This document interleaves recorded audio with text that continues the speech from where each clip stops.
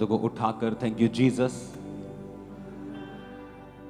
आज जो कुछ मैं सुनूंगा मैं सेम नहीं रहूंगा। अंगीकार करो ऊंची आवाज में।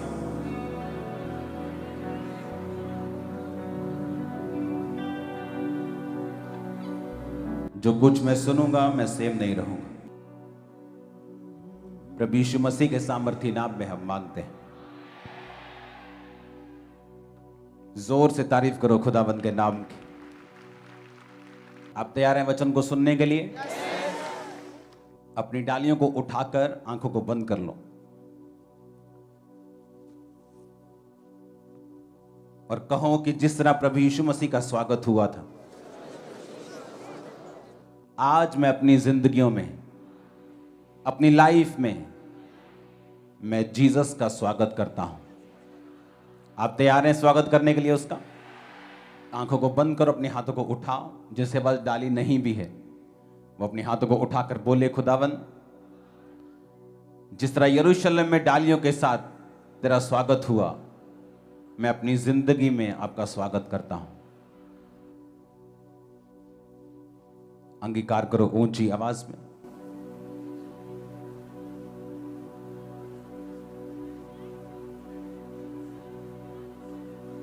प्रभु यीशु मसीह के सामर्थी नाम में हम मांगते हैं। आज जब पूरी दुनिया में पाम संडे को मनाया जा रहा है, हाँ, सब लोग डालियों के साथ चर्चिस में हैं और यीशु मसीह का स्वागत कर रहे हैं। करोड़ों करोड़ों लोग आज इस ट्रेडिशन को फॉलो कर रहे हैं। मत्ती 21 उसकी 1 से 11 में ये इंसिडेंट है जहां पर प्रभु यीशु मसीह यरूशलेम जब पहुंचे तो उससे पहले जीसस ने कहा था कि सामने के गांव में जाकर एक गधी के बच्चे को लेके आओ। तो जब राजा लोग लड़ने के लिए जाते थे घोड़ा लेके जाते थे, लेकिन जब राजा लोग सुसमाचार देने जाते थे, शांति का समाचार देने जाते थे, तो गधे पर जाते थे। तो जीसस ने गधे को इसलिए चुना था कि जीसस ने शांति का समाचार देने के लिए वहां जाना था। और वचन कहता है कि जब प्रभु यीशु मसीह वहां पहुंचे यरूशलेम में, तो लोगों ने खजूर की डालियां लेकर, कपड़े लेकर, अपने कपड़े लेकर, महंगे महंगे कपड़े लेकर जीसस क्राइस्ट के उस गधे के सामने बिछा दिए और वो उस पर चलता हुआ जीसस क्राइस्ट को आगे लेके जाने लगा। ये हुआ था 2000 साल पहले जब प्रभु यीशु मसीह यहां थे शारीरिक रूप में, और आपने, कलीसिया ने उसका स्वागत किया था। आज हम उसका स्वागत कैसे कर सकते हैं? क्या यीशु मसीह कहीं आने वाले हैं? तो कहां पर जाएं डाली लेकर कि प्रभु यीशु मसीह का हम स्वागत कर सकें? वचन क्या कहता है? इसलिए मैं कहता हूं कि जीसस क्राइस्ट किसी रिलीजन का नाम नहीं है, धर्म का नाम नहीं है। यीशु मसीह धर्म को बदलने के लिए नहीं आए। अगर वो धर्म को बदलने के लिए आए होते तो आज पूरी क्रिश्चियनिटी, पंजाब के 20% लोग सड़कों पर होते, लड़ रहे होते, जब सरकारें चर्चिस के ऊपर अटैक करती हैं अलग अलग तरह से, ये बोल करके ये धर्म बदलते हैं। लेकिन प्रभु यीशु मसीह धर्म बदलने नहीं, वो जीवन बदलने के लिए आए। इसीलिए जो आज मैं आपको मैसेज देने जा रहा हूं, आपको बड़े ध्यान से सुनना है और समझना है। बाइबल कहती है प्रभु यीशु मसीह ने कहा, मैं तुम्हें जीवन देने के लिए आया हूं और बहुतायत का जीवन देने के लिए आया हूं। पुराने समय में ये जीवन, ये लाइफ किसी किसी के पास होती थी। डैनियल के पास थी, ये शमूएल के पास थी। किसी किसी को परमेश्वर चुनता था और ऐसी लाइफ देता था। न्यायियों के पास थी, मूसा के पास थी, वो उनसे बात करता था।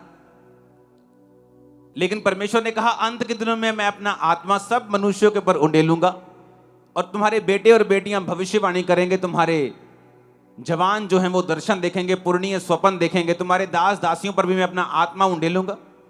यानी परमेश्वर ने कहा, जो पुराने नियम में कभी कभी किसी किसी के ऊपर होता था, नए नियम में जीसस क्राइस्ट के जन्म के और जी उठने के बाद वो सबके साथ होगा जो उसके नाम को कबूल करेगा।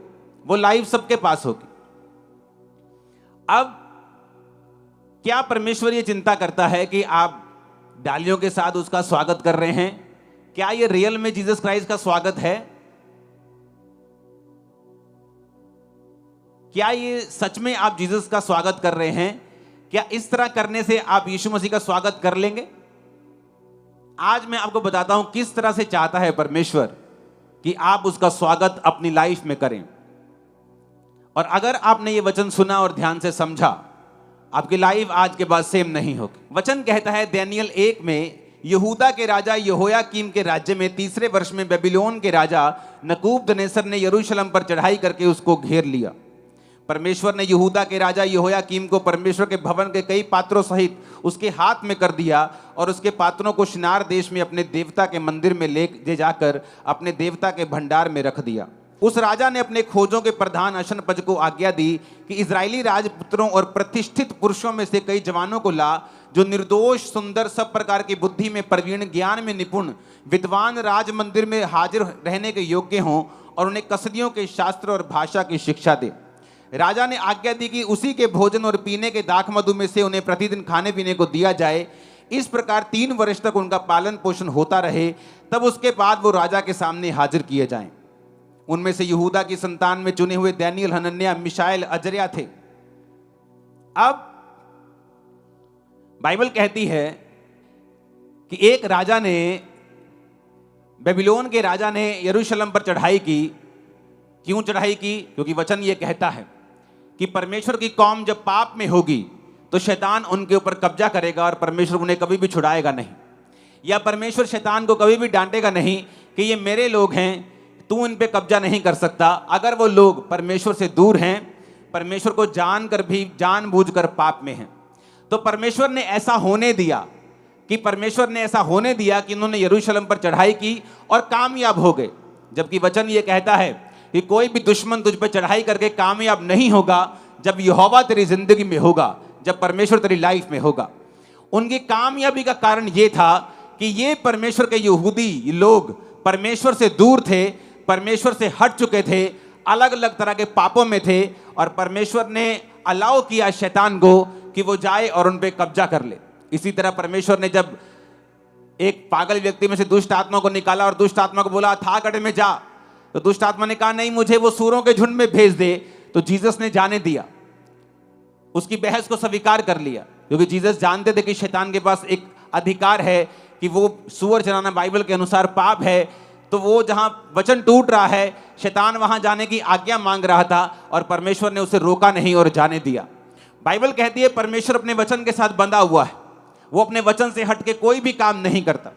अब हुआ क्या, ये 4 बच्चे, 4 जवान जो यहूदियों में से चुने गए कि वो राजा के पास रहेंगे, राजा के पास रह के राजा के तरीके की शिक्षा सीखेंगे और फिर राजा के भवन में ही काम करेंगे। तो काम करने से पहले 3 साल उनको सिखाया जाए, उनका खाना चेंज किया, उनका पीना चेंज किया, शिक्षा चेंज की, राजा के सामने कैसे हाजिर होना है वो सारा कुछ सिखाने के लिए उनको अलग कर दिया गया। 8 आयत में लिखा, दानियेल ने अपने मन में ठान लिया कि वो राजा का भोजन खाकर और उसके पीने का दाख मधु पीकर अपवित्र ना होए, इसलिए उसने खोजों के प्रधान से विनती की कि उसे अपवित्र ना होना पड़े। अब दानियेल जो था उसने कहा, अगर आप बेबीलोन को देखेंगे, अगर मैप को आप देखेंगे कि बेबीलोन कहां पर था। बेबीलोन एक ऐसी जगह के ऊपर था जहां तीनों दिशाओं में समुद्र लगता था। तब जब बेबीलोन आज से 2000 साल के पहले से भी, मैं बात यीशु मसीह के जन्म से भी सैकड़ों साल पहले की बात कर रहा हूं, तो वहां पर तीन जगहों के ऊपर तीनों दिशाओं में समुद्र लगता था। और अगर आप स्टडी करेंगे बेबीलोन की, तो बेबीलोन की स्टडी ये बताती है कि उन लोगों का जो खाना था वो लॉबस्टर था, जो सी फूड होता है। कितनों को मालूम है sea food? Prawns, lobster, shellfish, है ना, ऐसी जो शेल वाली फिशेस होती हैं वो सारी। ये जो आपको डार्क हिस्सा मिल रहा है ये पुराना बेबीलोन है, ये बेबीलोन का हिस्सा था। यरूशलेम उसके बिल्कुल पास आपको दिखाई देगा, लाल समुद्र दिखाई देगा, मिस्र दिखाई देगा। ये आपको समुद्र से इधर भी समुद्र से इधर भी समुद्र से घिरा हुआ।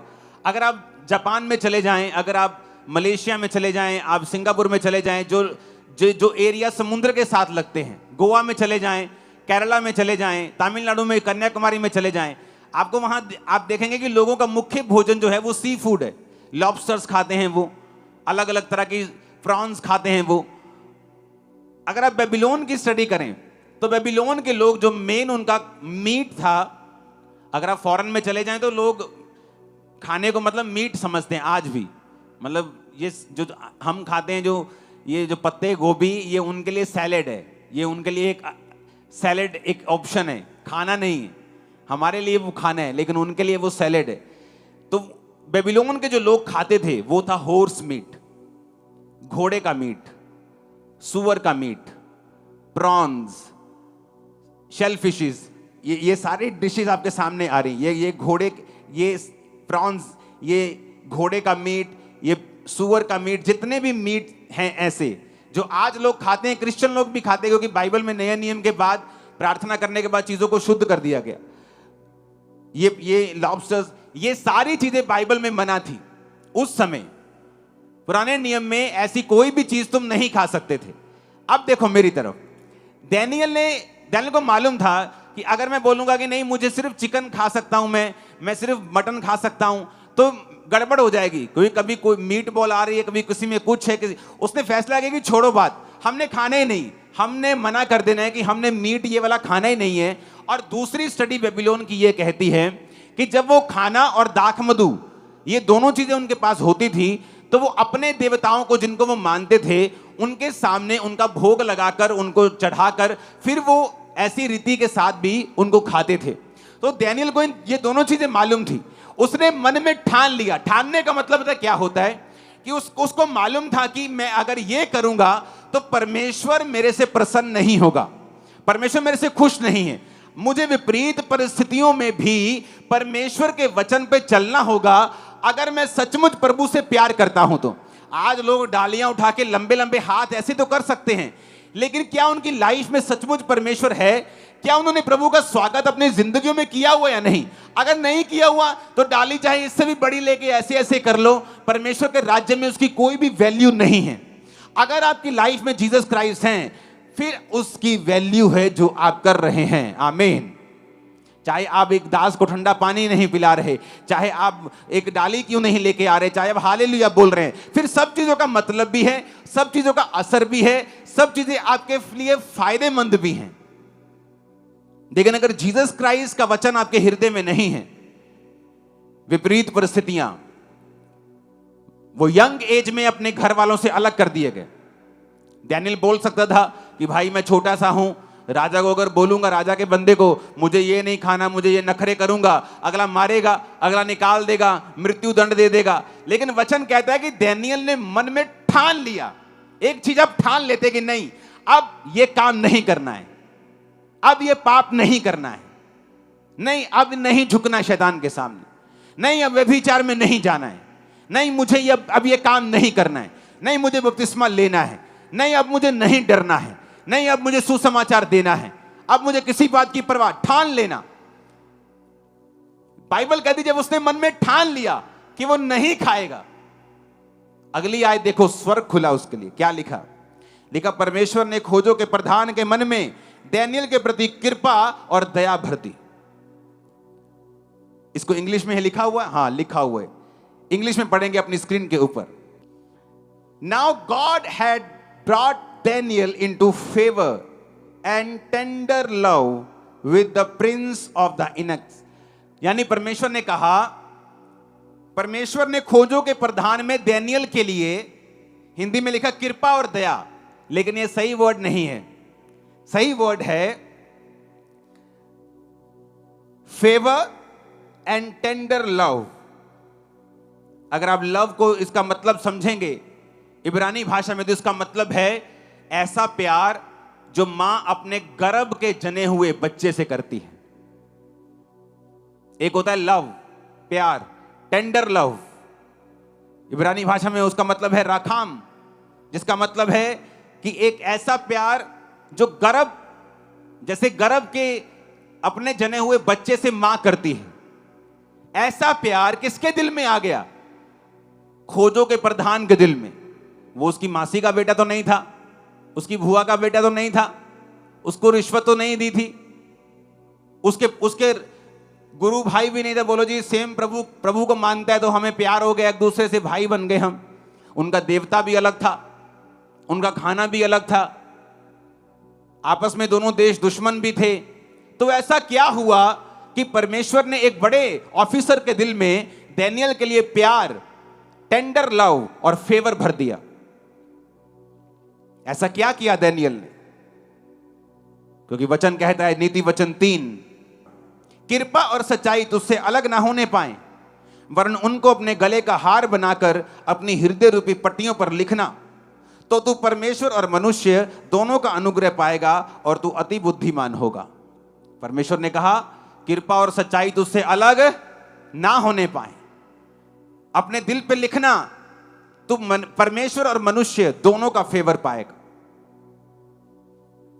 कई बार आपका रिश्तेदार एक बड़े पोस्ट पे होता है, लेकिन आपको उसका कोई फायदा नहीं होता।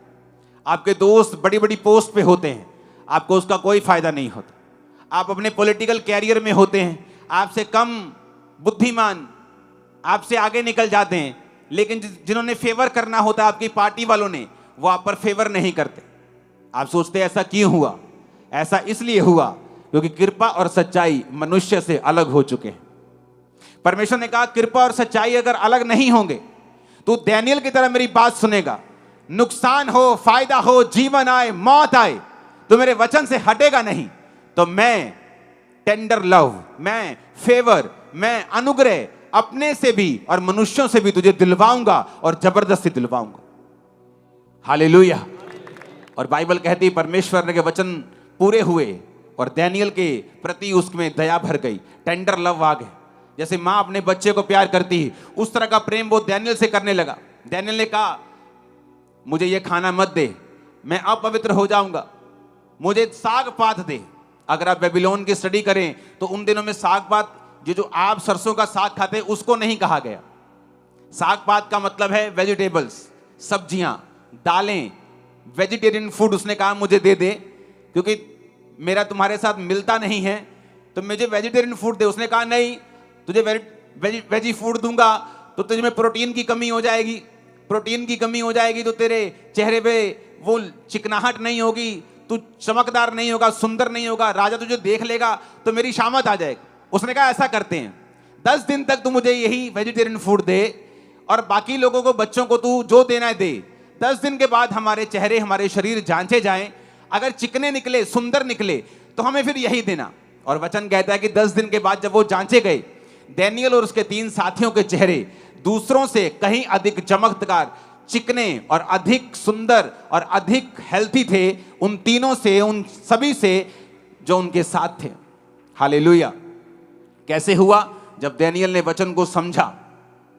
अब 16 आयत में लिखा, वो मुखिया फिर उनका भोजन और पीने के लिए ठहराया हुआ दाख मधु छुड़ाकर उनको साग पात देने लगा। बात बन गई। जब मुखिया ने देखा कि ठीक है, वेजिटेरियन फूड से तुम्हारा कुछ भी नुकसान नहीं हुआ, तो बाइबल कहती वो उनको फिर वेजिटेरियन फूड देने लगा। फिर हुआ क्या?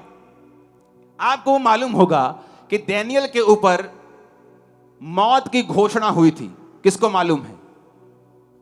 कहां हुई थी? ऊंची आवाज में बोलो, कहां? ऊंची बोलो। नो, शेरों की मान से पहले हुई थी। वो बाद में हुई थी। उससे पहले भी उस पर मौत की घोषणा हुई थी। मालूम? बाइबल कहती है एक दिन राजा को सपना आया और उसने कहा सब तांत्रिक, सब पंडित, सब बुला लो। सब आ गए। उसने कहा मेरे सपने का अर्थ बताओ। कहते ठीक है मालिक, सपने का अर्थ बता देंगे, सपना तो बताओ। कहता नहीं, सपना भी नहीं बताऊंगा। वो सारे कहने लगे भाई साहब, अगर आप सपना भी नहीं बताओगे तो हम अर्थ कैसे बता देंगे? ये तो कोई देवता ही बता सकता है, हम तो नहीं बता सकते। बाइबल कहती राजा झुंझला गया और राजा ने आज्ञा दी अपने सेनापति को कि इस देश के सारे पंडित, तांत्रिक सब नाश कर दिए जाएं। जब आज्ञा निकल गई तो बाइबल कहती है लोग दानियेल को और उसके 3 साथियों को, शद्रक, मेशक, अबेदनगो को ढूंढने लगे कि वो भी उसी ग्रुप में थे, स्पिरिचुअल ग्रुप में, तो वो भी नाश किए जाएं। ये पहली आज्ञा थी मौत की जो दानियेल के लिए निकली थी।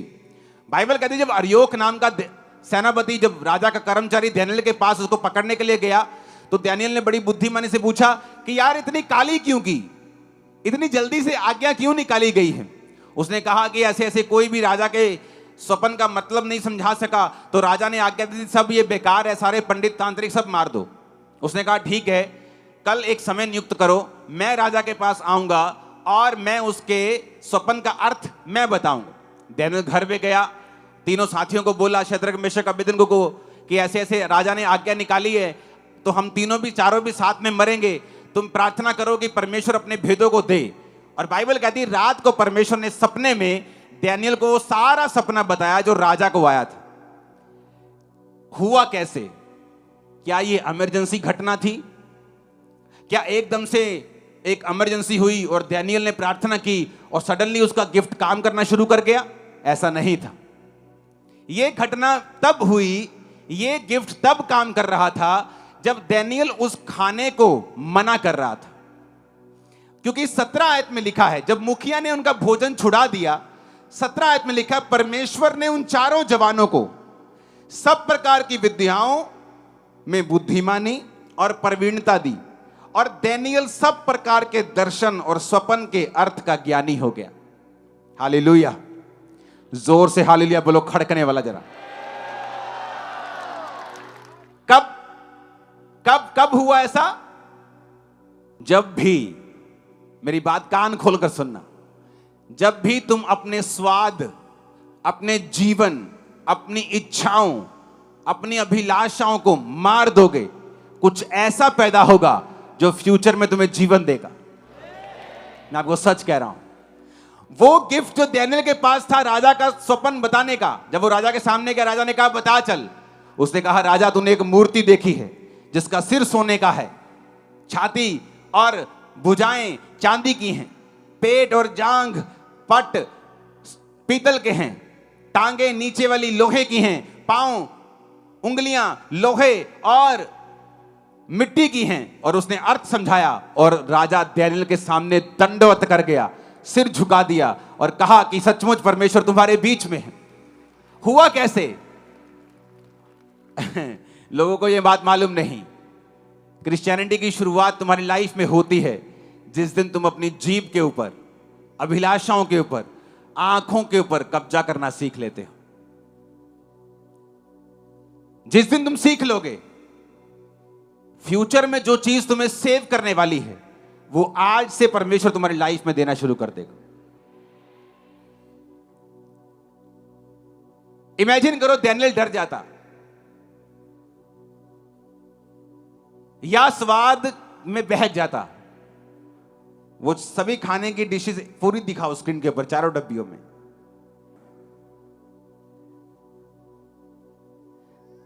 आप इमेजिन करो आपके सामने, आपने रोज आपके सामने मेथी आ रही है, मेथी आलू कोड़े कोड़े, और आपके सामने 4-5 लोग रोज अलग अलग तरह की फाइन डिशेस खा रहे हैं। आप सोच रहे हो यार चंगा मैं मसीह आ गया, मेरा तो सारा काम ही खराब हो गया। खा मेथी रहे हैं, देख उसके चिकन रहे हैं और पानी निकल रहा है मुंह से कि यार मर गए, भूख लगी है, क्या करें? चलो हमारी मजबूरी है, हमने कौन सा खुद कहा है, हमें तो खाना ही पड़ेगा, हम किसी के पास अधीन हैं, हम तो किसी के गुलाम हैं।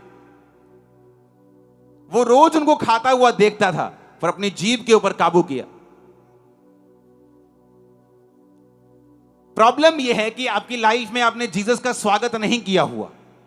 अगर किया होता, जब आप मोबाइल चला रहे हैं और फेसबुक चला रहे हैं और एक नंगी औरत आपके सामने आती है, आप उसको स्किप कर देंगे, क्योंकि आपको मालूम है आपकी आंखों पर के कंट्रोल के बाद कुछ पैदा होगा जो स्पिरिचुअल होगा, जो लाइफ सेविंग होगा, जो फ्यूचर में आपकी महिमा करेगा। प्रॉब्लम क्या है? सोचो अगर डैनियल खाता रहता तब तो उसे कुछ नहीं होता, वो मरता थोड़ी, बल्कि राजा उसको अपने काम देता, उसको वो सीखा हुआ था। लेकिन जिस दिन ये आज्ञा निकली कि अगर तुम में से कोई भी मेरे सपने का अर्थ नहीं बता पाएगा, भाई साहब मैं गारंटी देता हूं डैनियल उस दिन मर जाता, चाहे ये घटना 15 साल बाद की है, चाहे 20 साल बाद की है। क्योंकि डैनियल को परमेश्वर स्वप्नों का, अर्थों का ज्ञानी नहीं बनाता। क्यों नहीं बनाता? क्योंकि डैनियल स्पिरिचुअल नहीं था। परमेश्वर उसको क्यों दर्शन देगा? अब परमेश्वर, आप बोलेंगे कि अगर मैं स्पिरिचुअल हूं तो क्या परमेश्वर मुझे भी स्वप्न बताएगा, ज्ञान देगा, दर्शन देगा? नहीं। हर एक व्यक्ति की कॉलिंग अलग है। परमेश्वर को मालूम था आने वाले समय में मैं राजा को दर्शन दूंगा, मैं राजा को सपना दूंगा, वो सपने का अर्थ किसी को मालूम नहीं होगा, डैनियल को मैं बताऊंगा, और इस वजह से डैनियल और उसका साथी ऊंचे किए जाएंगे, उनका पद ऊंचा किया जाएगा। तो ये परमेश्वर की मर्जी थी कि वो डैनियल को वो देगा जो उसके फ्यूचर में उसके लिए लाभदायक है और उसको बचाने वाला है।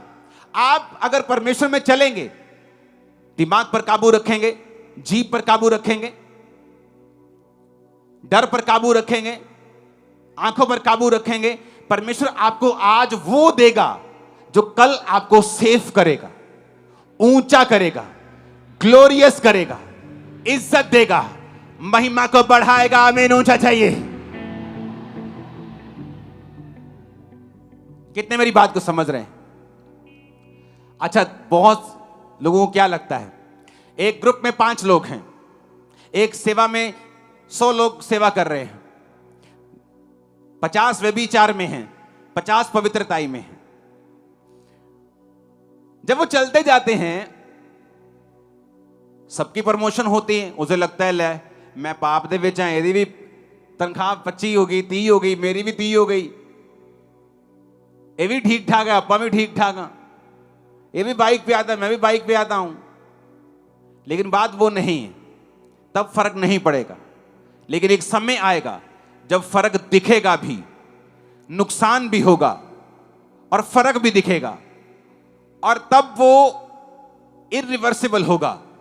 तुम उसे रिवर्स नहीं कर पाओगे, तब से तौबा करके आगे चल पाओगे, लेकिन वो सब चीजें नहीं कर पाओगे जो आज तुम कर सकते हो अगर तुम प्रभु के वचन पे चले तो। और ये धोखा है, और शैतान देता है, उसे लगता है वो लोगों को सिखा देता है, कोई फर्क नहीं पड़ेगा, क्योंकि डैनियल को तब फर्क नहीं पड़ता। वो खाता पीता, दाख मधु पीता, एंजॉय करता, वाइन पीता अलग अलग तरह की। आज स्कॉच चल रही है, आज दाख मधु चल रहा है, आज रेड वाइन चल रही है, व्हाइट वाइन चल रही है, शैंपेन चल रही है, आज खाना चल रहा है, हॉर्स मीट आ रहा है, स्टेक आ रहे हैं, आज प्रॉन्स आ रहे हैं, लॉबस्टर आ रहे हैं, चलने दो। लेकिन कितने साल तक? 10 साल, 15 साल। उसके बाद एक परीक्षा आती जिसमें वो मरता और सदा के लिए चला जाता। जिस तरह बहुत से यहूदी मर गए, उनका नाम कुछ बाइबल में है, कुछ का नहीं है, डैनियल भी उनमें होता, वो उस भीड़ में वो भी शामिल हो जाता, उसका नाम हम जानते भी नहीं। लेकिन उसका नाम आज हम क्यों जानते हैं? उसने फैसला किया, मैं स्वाद के पीछे नहीं जाऊंगा, मैं डरूंगा नहीं, कोई कुछ भी हो जाए, मेरे को मार दें, मेरे को रख लें, मेरे को बंधुआ मजदूर बना लें, मेरे को जेल में डाल दें, मेरे को सख्त मजदूरी का हुक्म दे दें, मैं ये नहीं खाऊंगा। ठान लिया।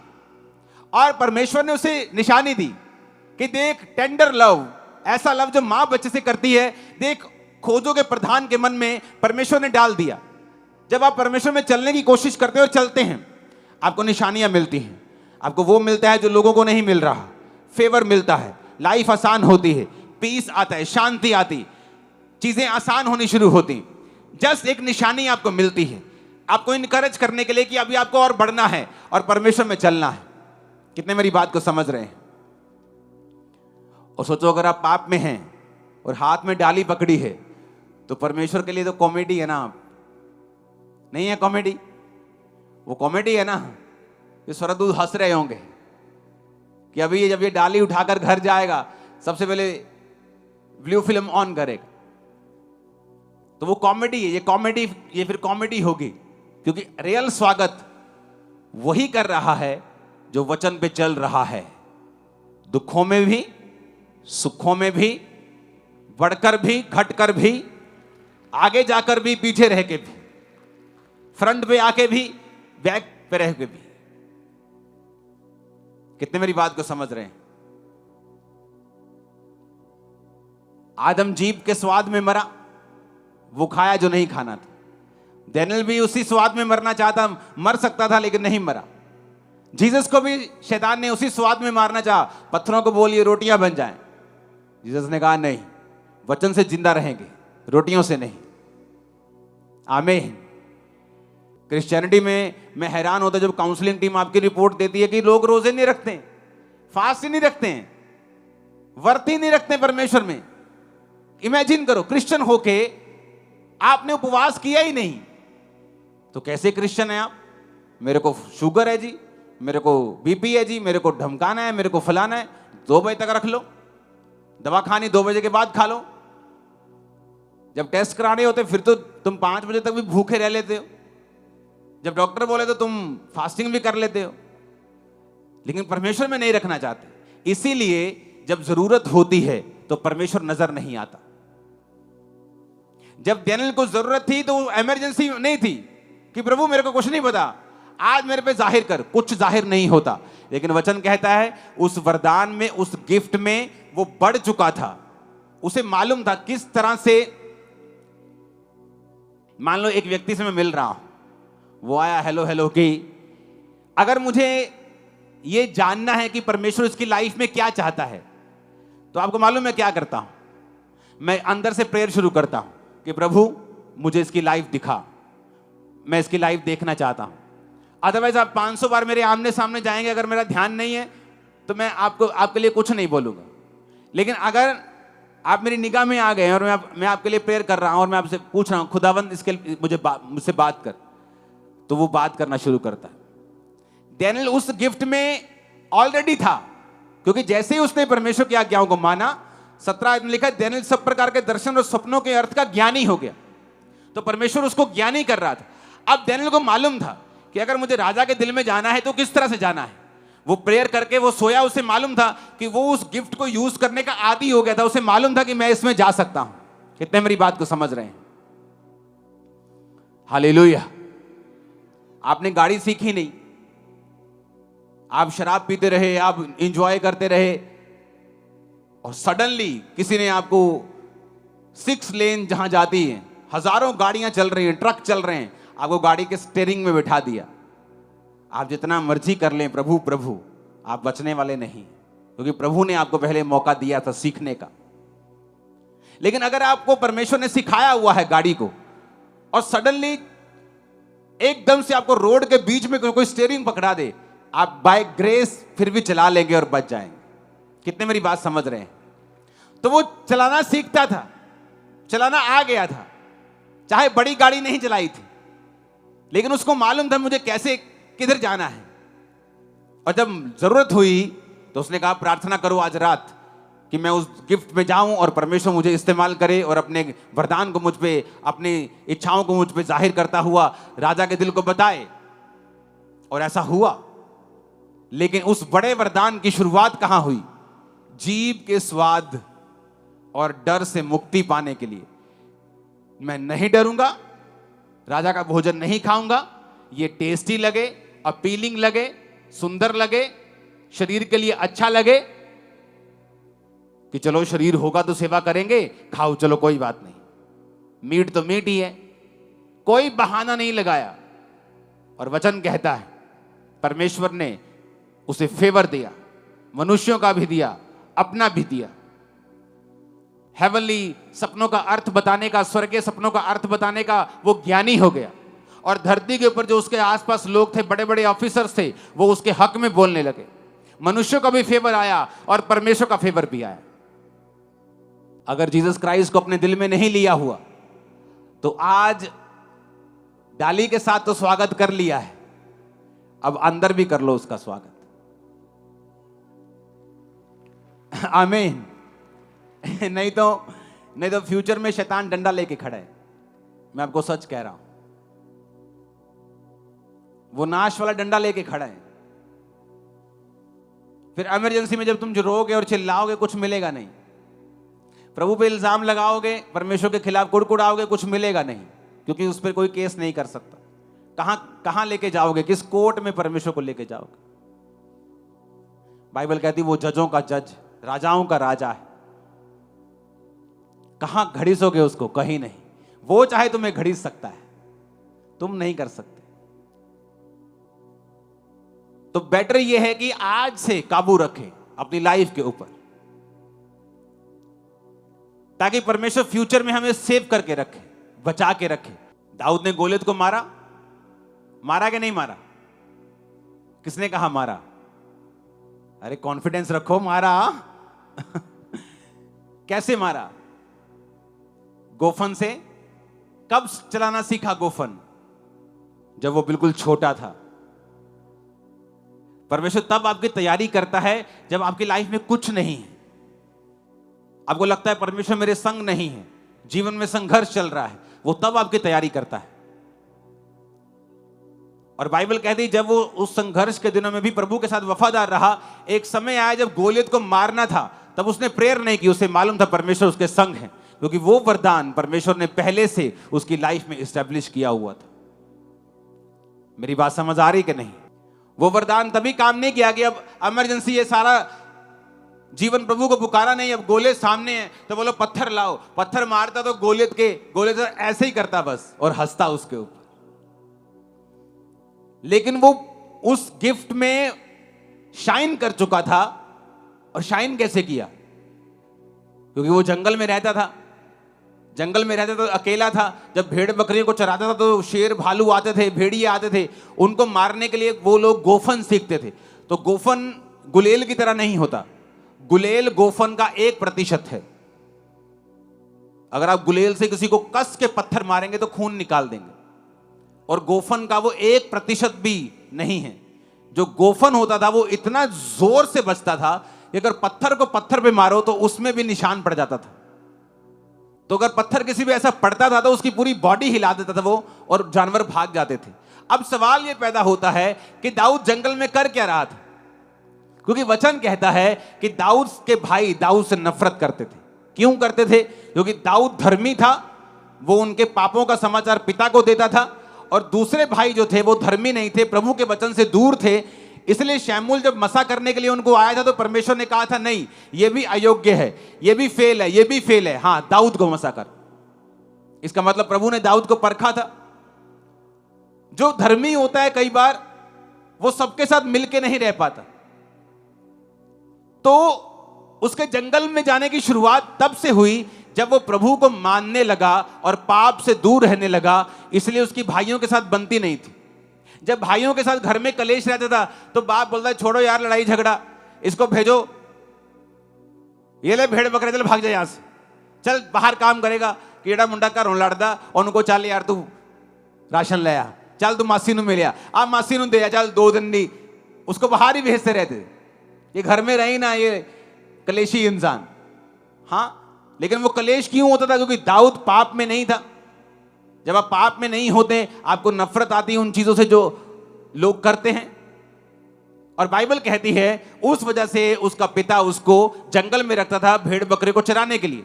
जब वहां भेड़ बकरियां चारता था उसकी जरूरत थी कि अब भेड़ बकरियों को चराना है तो खुद भी बचना है, भेड़ बकरे को बचाना है। गोफन चलाना सीखा। वही गोफन, वही गिफ्ट, वही वरदान गोलियत को मारने का कारण बना। जब गोलियत को मारा, सेवकाई की शुरुआत हुई, वहां से राजा बनने की शुरुआत हुई, वहां से वो राजा बना, वहां पहुंचा जहां कोई नहीं पहुंच सकता। आप मेरी बात समझ रहे कि नहीं? अगर दाऊद भी भाइयों की तरह पापी होता तो कभी वहां नहीं पहुंच पाता। इसलिए वो परवाह नहीं है कि आप जंगल में हैं या दुखों में हैं या सुखों में हैं। परवाह इस बात की करो कि क्या आप आज खुदा के वचन पे वफादारी के साथ चल रहे हैं। अगर आप नहीं चल रहे हैं तो वो वरदान जो फ्यूचर में आपको सेव करने वाला है आपको नहीं मिलेगा। आप खाना पीना जो लोग करते हैं आप करते जाएंगे और आपको लगेगा कि कुछ फर्क नहीं पड़ रहा, लेकिन बहुत बड़ा फर्क पड़ रहा है, जिसे आप पूर्ण नहीं पाएंगे, जिसे आप कंप्लीट नहीं कर पाएंगे, जिसकी आप भरपाई नहीं कर पाएंगे। अपने पड़ोसी को बोलो स्वागत करना है, दिल में, जीवन में, सच में करना है। सिर्फ रीति रिवाजों से नहीं करना है, सच में करना है। एक बार ऊंचा आमीन बोलो। अब तुम ये डिसाइड करो, तुम्हें सांसारिक रिलेशनशिप्स में जाना है। तुम डिसाइड करो, तुम्हें वो देखना है जो मना किया हुआ है। तुम फैसला करो। तुम देखो तुम्हें वो जीवन चाहिए जो खुदावंद ने तुम्हारे लिए रखा हुआ है, ग्रेटेस्ट लाइफ, कि आम जीवन चाहिए जो दूसरों की मौत के साथ खुद भी मर जाएगा। जब दूसरे मरेंगे वो मर जाएगा। दाऊद को दर्शन नहीं समझाया, दर्शन का ज्ञानी नहीं बनाया, उसको वो दिया जो उसके फ्यूचर में उसको सेव कर सकता था। डैनियल को गोफन चलाना नहीं सिखाया, उसको वो दिया जो उसके फ्यूचर में उसको सेव कर सकता था। जब तुम चलोगे वचन के ऊपर, खुदा तुम्हें वो देगा जो फ्यूचर में तुम्हें सेव करेगा और ऊंचा करेगा। जिस दिन ये वचन समझ आ जाएगा, लाइफ सेटल हो जाएगी। अब देख लो, चुगलियां करनी है घर बैठकर वेले टाइम में, कि परमेश्वर के वचन पे चलना है, वचन पढ़ना है। क्योंकि जो सेव करने वाली चीज है वो तुम्हारा स्किल, पढ़ाई, तुम्हारी वाकफियत, पैसा नहीं है। पंडित कितने कितने अमीर थे उस जमाने में बेबीलोन के, तुम सोच भी नहीं सकते। बड़े बड़े महलों वाले थे, समय पर पैसा नहीं बचा सका। राजा के करीबी थे, नहीं बचा सका। उसी वरदान ने बचाया जो दानियेल के अंदर था। और वो कैसे आया मैं आपको बता चुका हूं। जब आप छोटे लेवल पे, स्मॉल लेवल पे पाप को मना करें, जीसस को हां करें, वो आपको वो देगा जो दुनिया नहीं दे सकती। और आमीन ऊंचे वाला चाहिए चर्च। अगर आपने ऐसा वचन सुना है ना, मैं कहता हूं प्रेयर की भी जरूरत नहीं आज आपको। अगर आपने सुन लिया ना आज और समझ लिया कि कैसे ग्रेट लाइफ की शुरुआत होती है, मुझे बड़ा बनना है, मुझे आत्मा में बढ़ना है, मुझे सबसे अधिक ऐसा करना है, छोटे से शुरुआत होती है। जो आपके सामने डिसीजन है उसे लो, जो राइट है वो लो। बहाना कोई चलेगा नहीं, कोई एक्सक्यूज नहीं चलेगा। खुदावंद आपको बरकत दे और वो आपको बढ़ाए।